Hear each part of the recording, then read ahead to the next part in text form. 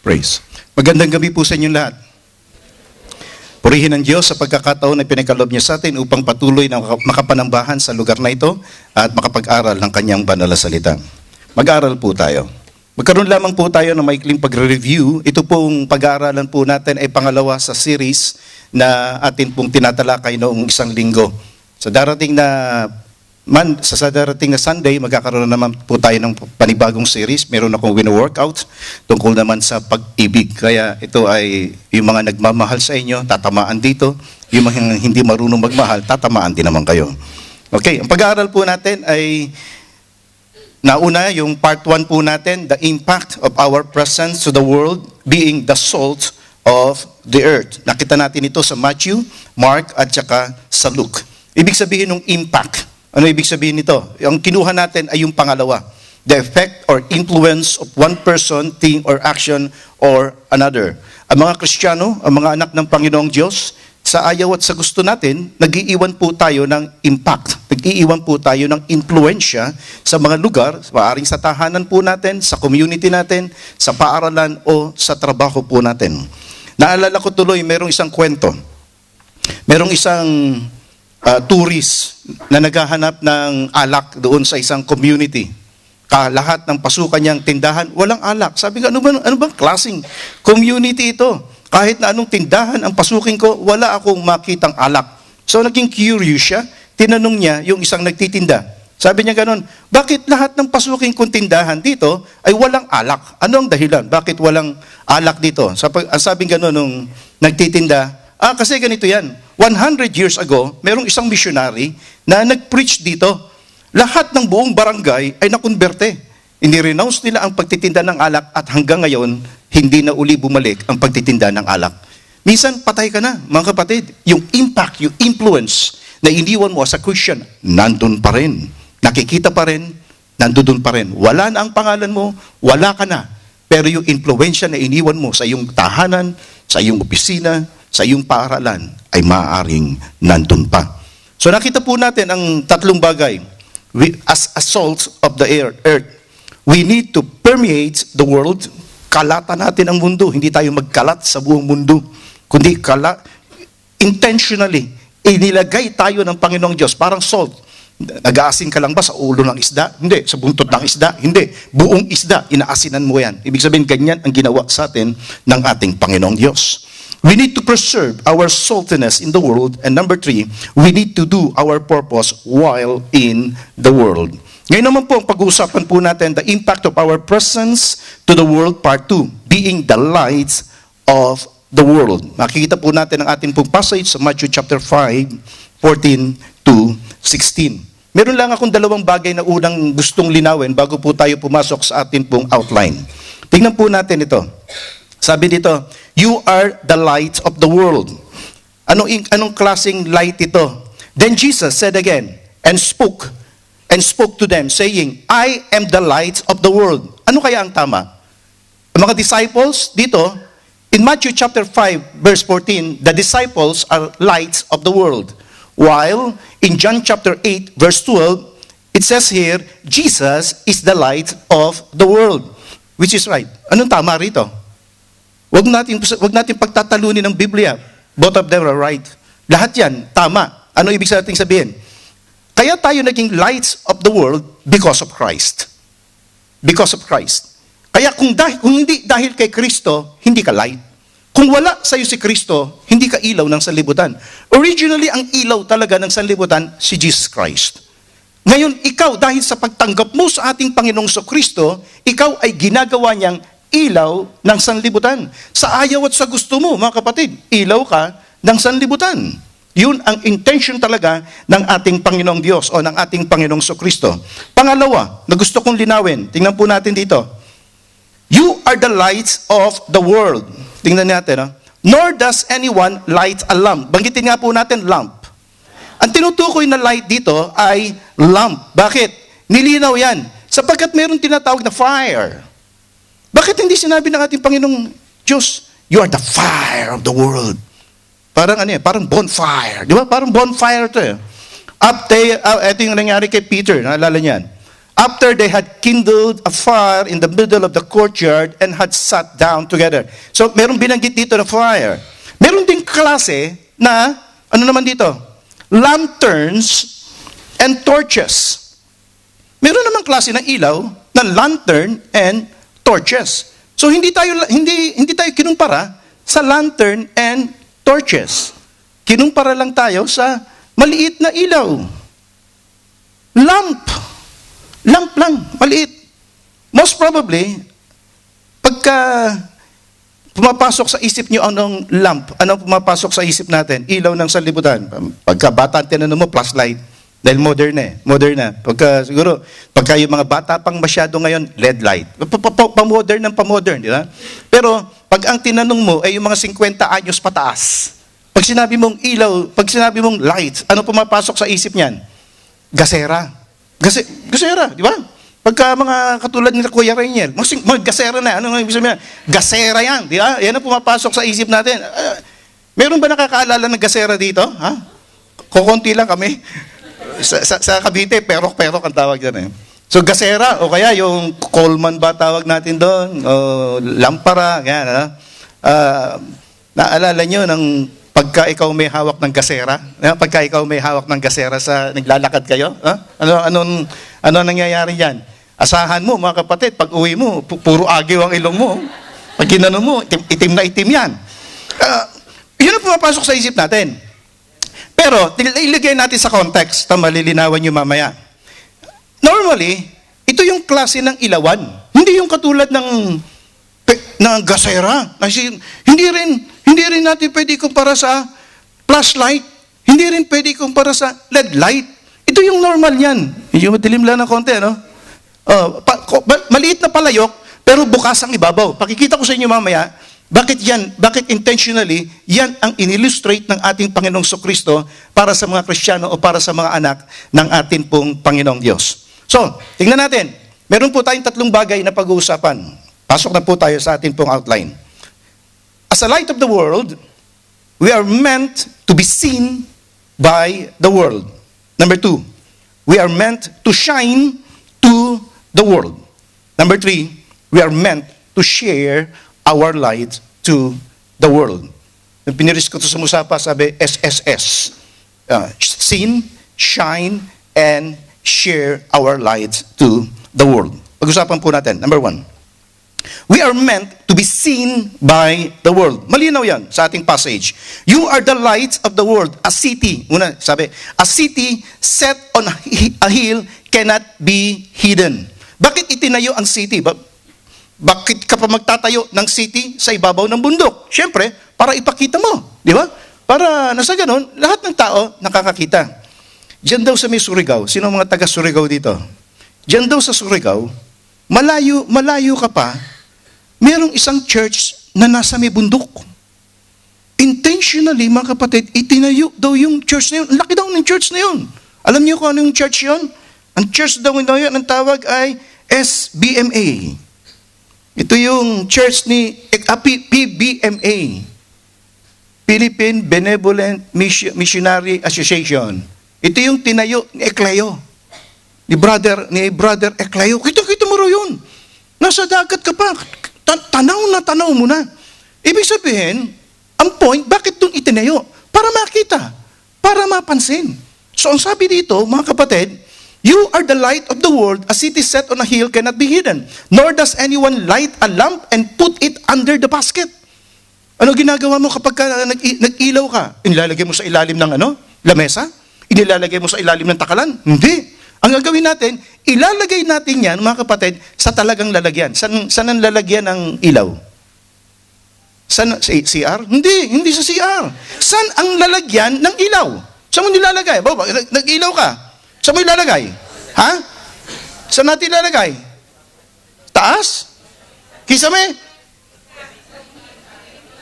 Saan? Gitna? Pira mo ito.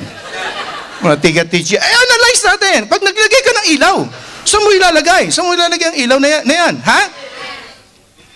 So, sa parting madilim, kung ano-ano pa, no? Sa taas, sa baba, sa sahig, kung saan-saan, ay, siya. Tingnan natin. Siyempre, ilalagay mo yan sa lampstand. Oo. Ang pinag-aaralan natin, bago tayo pumunta kasi sa ano natin ngayon, sa context mo ngayon, kailangan balikan mo yung balikan mo yung 2,000 years para maintindihan mo yan kailangan balikan mo yan. Saan ba nila nilalagay ang ilawan? Inilalagay nila yan, hindi kung saan-saan mga kapatid. Inilalagay nila yan sa tinatawag po nating lampstand o yung lalagyan talaga ng ilaw. Merong isang interpretation sa F.F. Bruce. Sabi gano'n ni F.F. Bruce, itong kanyang interpretation. Kung saan inilalagay talaga ang ilawan. There was a projecting stone in the wall on which the lamp was set. The house consisted of a single room so that the tiny light sufficed for all. Saan nakalagay? Sabi gano'n dito, hindi dun sa tinatawag na lampstand. Ang interpretation niya, mga kapatid, sa wall. Merong doon. Merong nakalagay doon na maliit na nakausli. Pagkatapos, doon inilalagay yung ilawan. Somewhere na medyo mataas ng konti. Para Para mailawan yung buong kabahayan. Ano ibig nating sabihin dito, mga kapatid? Ang ibig po nating sabihin dito, ang intensyon talaga ng atin pong Panginoong Diyos, i-display ka. Yun ang intensyon ng Diyos. I-display ka talaga ng atin pong hindi ka itinatago ng ating Panginoon. Ang gusto ng Panginoon Diyos, makita. Sapagkat nakikita yung mabubuting gawa natin, sino napapapurihan? Sino naluluwalhati? Ang napapapurihan, walang iba kundi ang ating Panginoong Diyos. Ang Diyos ang naluluwalhati, ang Diyos po natin ang naitataas. Kaya kung minsan, mayroong mga Kristiyano na secret agent Christian. Ayaw magsalita. Ayaw gumawa ng stand. Masama po ba ang illustration lang, bato-bato sa langit tamaan ka sana, pero magbago.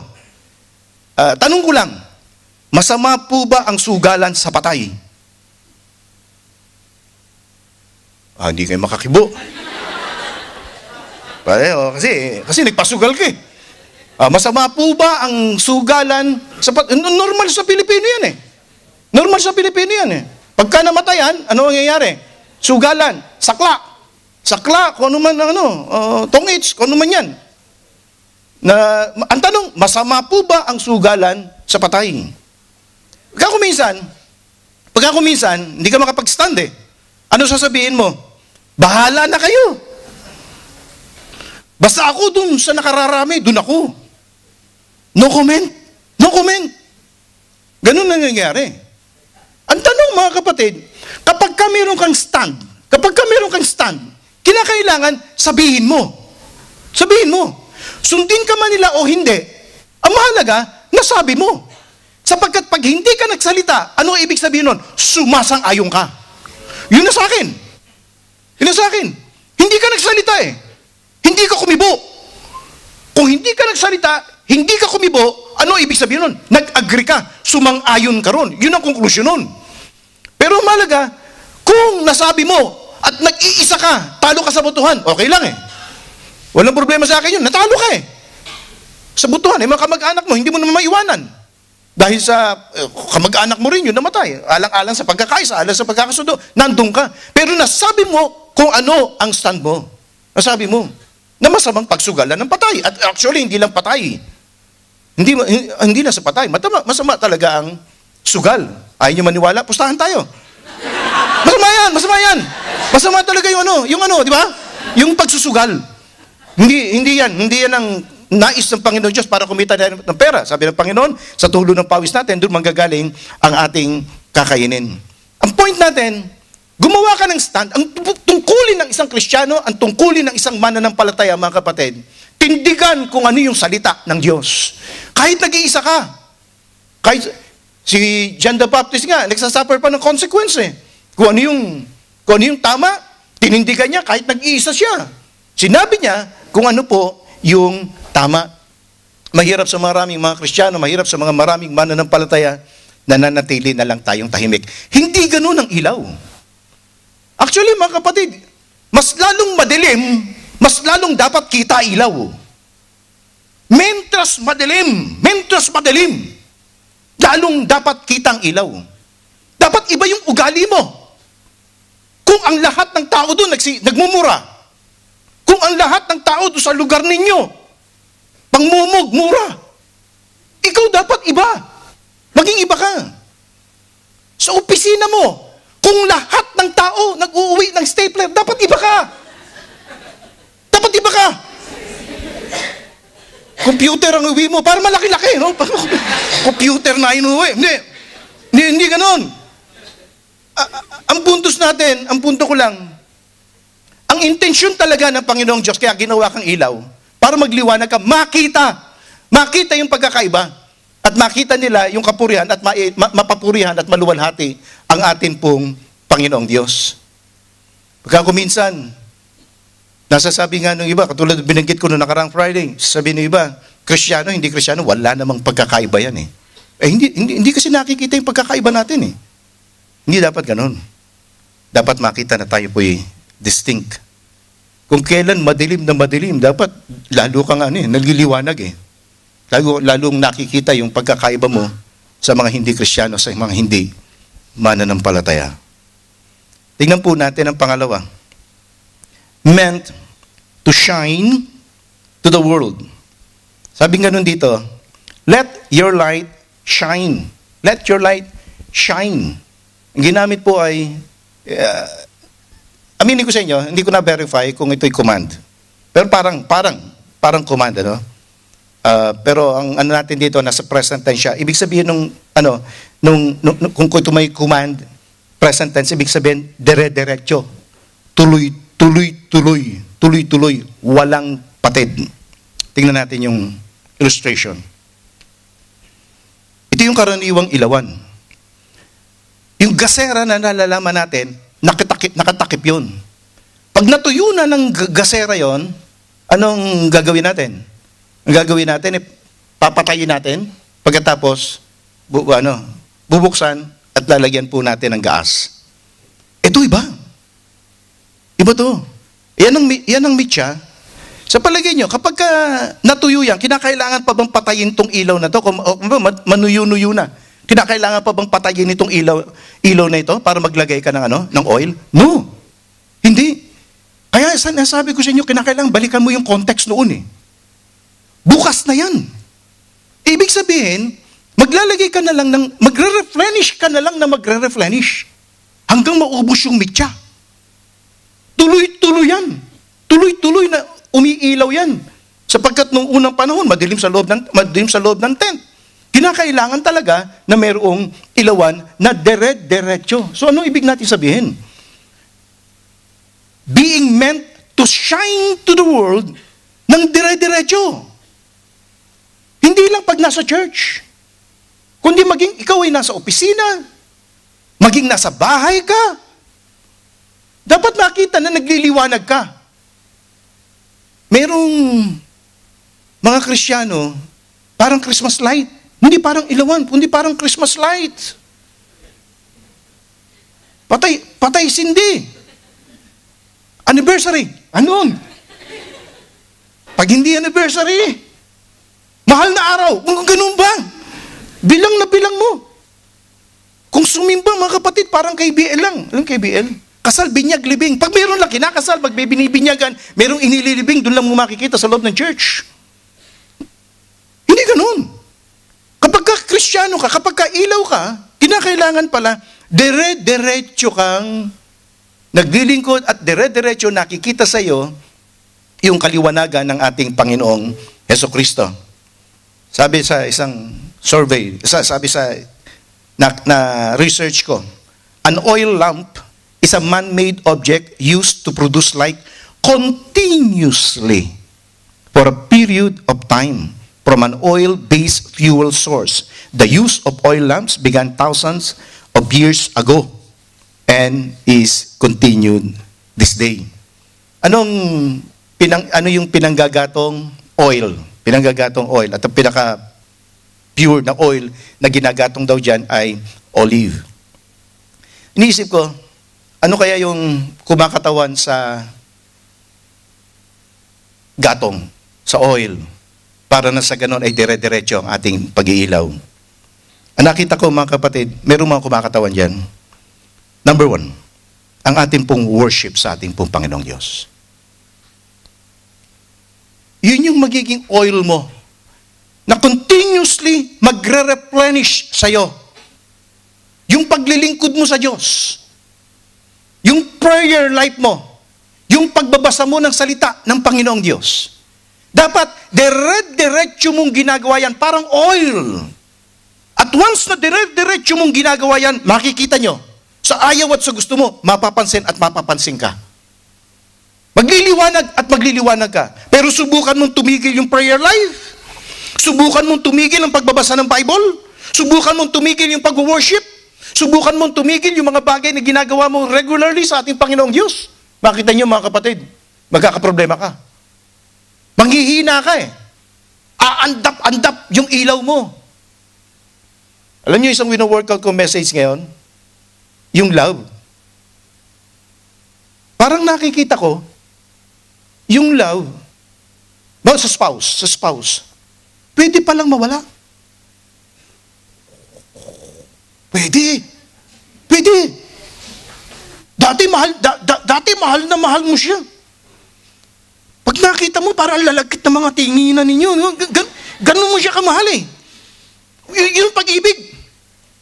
Pero kapag lumipas na mga panahon, kapag tumataba na siya, kapag hindi niya na nagagawa yung unti-unti, gumagano na.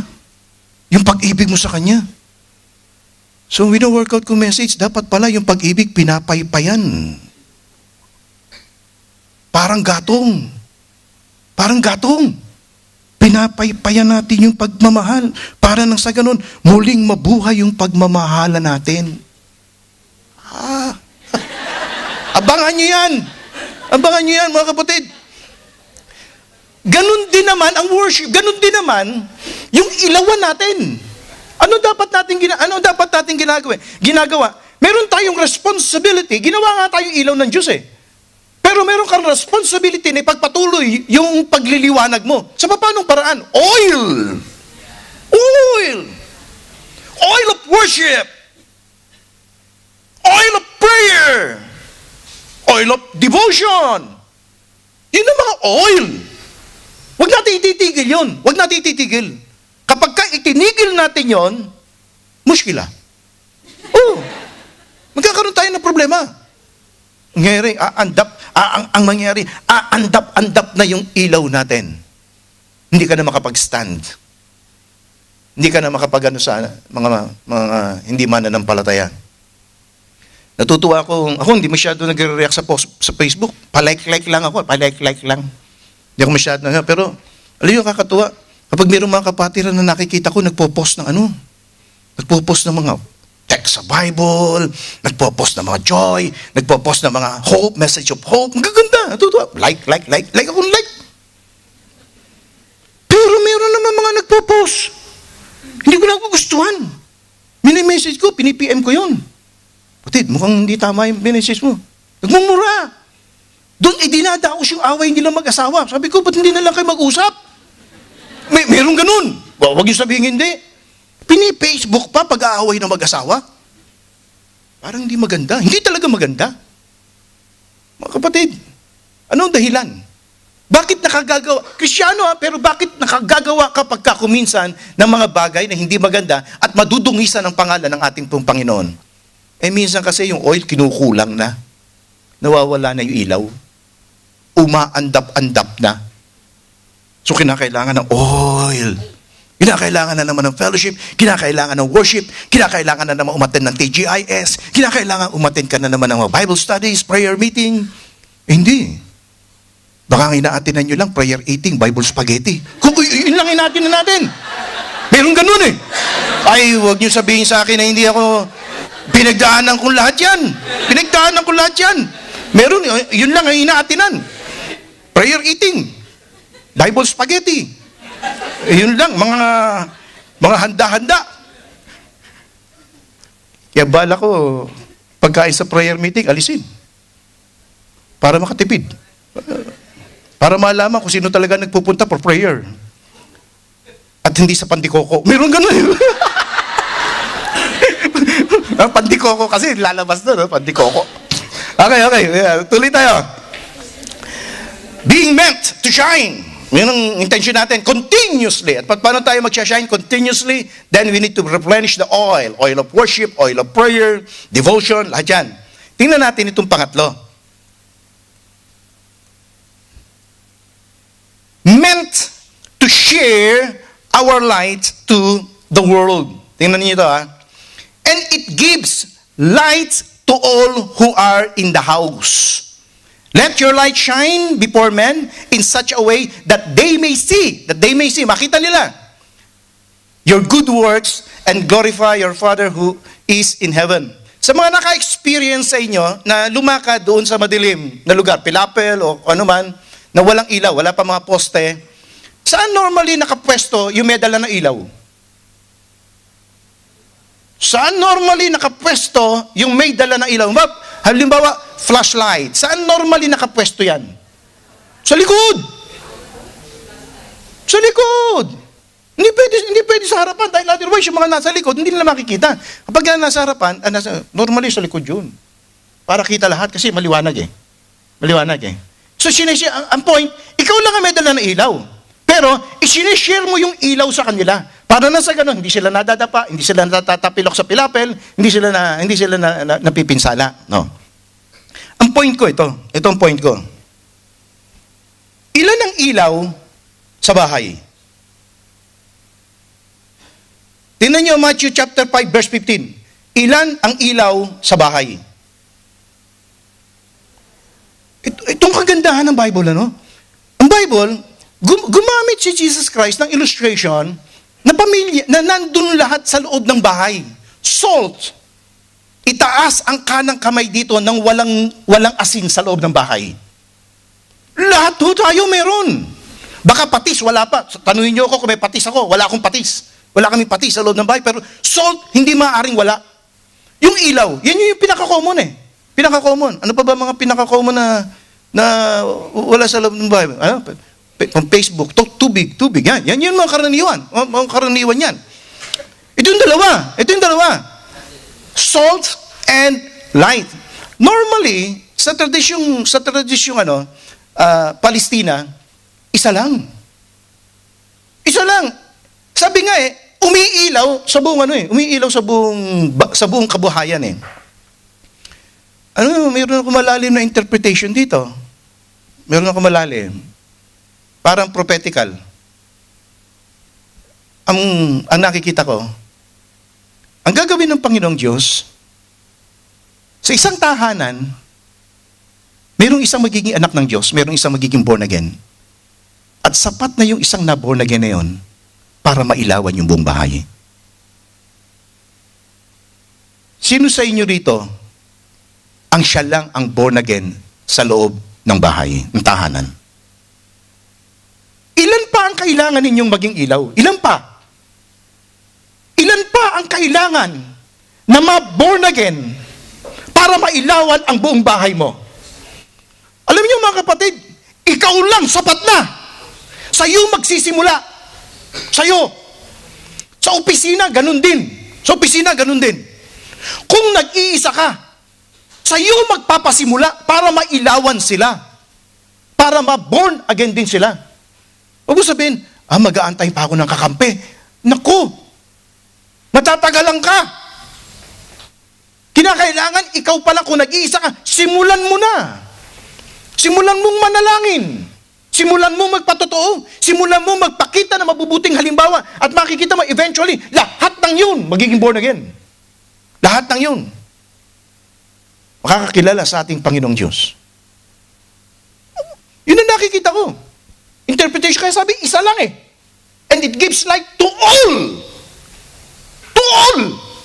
In the house. Nag-iisa ka. Gagamitin ka ni Diyos. Sa opisina. Sa bahay mo. Sa community mo. Yan nangyayari. Ang nangyayari lang kasi, natatakot tayo. Tsumutsope tayo eh. Ayaw natin mag-stand. Ayaw natin magpahayag ng ating kung ano yung conviction natin. Pero kung mag-i-stand tayo, Sasabihin natin kung ano yung ating conviction, sasabihin natin kung ano yung ating pananampalataya. Eventually, mga kapatid, gagamitin tayo ng Diyos to spread the light, to spread the message of hope, to spread the message of salvation, to spread the message of forgiveness of God. Maganda tong isang awit na nagsimula ito ng tula, St. Francis of Assisi yata. St. Francis. Make me a channel of your peace, where there's despair, life. Let me bring hope. Where there is darkness, only light. And when there's sadness, ever joy. Ikaw ang gagamitin ng Diyos. Sa lugar na ito na napakarami nagsusuicide. Sa lugar na ito na napakaraming nawawala ng pag-asa. Sa lugar na ito na napakaraming walang katiyakan ng kaligtasan. Ikaw ay ilaw na magbibigay ng pag-asa, magbibigay ng mensahe ng kaligtasan, magbibigay ng mensahe ng kapayapaan. Dalangin ko, matapos nating marinig ang mensahe, we will be seen by the world. We will shine to the world. And we will share our light to the world. Tayo po yumuko. Tayo po manalangin. Panginoon, hindi po kami ang gumawa para maging ilaw kami ng sanlibutan. Ikaw, inuutusan mo kami na magliwanag. Kakumisan kung saan pinakamadilim, dun mo kami inilalagay. Dito sa church, maaaring hindi mapansin yung mga ilaw namin pagsama-sama kami. Pero pag nasa lugar na pinakamadilim, maging pinakamaliit na ilaw, kapansin-pansin, Panginoon. Dalangin ko sa iyo ngayon ang mga nagtaas ng kamay na nagsasabi, Panginoon, na sila lang ang Kristiyano sa kanilang tahanan. Tulungan mo sila. Bigyan mo po ng lakas ng loob. At hayaan mo po, Panginoon, na makapagpatotoo sila ng iyong pag-ibig, ng iyong pagpapatawad, ng iyong pagliligtas. Aming Ama, huwag mo nawang makita ang aming ilaw na aandap-andap, kundi ito'y patuloy na nagliliwanag, sapagkat patuloy na nare-replenish ito ng oil of worship, oil of prayer, oil of devotion sa iyo. Dalangin po namin, Panginoon, na huwag naming ipagkait ang mabuting balita ng kaligtasan sa mga taong kasama namin. Sa iyo po, Panginoon, ang lahat ng papuri at pasasalamat sa tanging karapatan at pangalan po ng aming mananakop na si Jesus. Lahat po tayo magsabi ng Amen.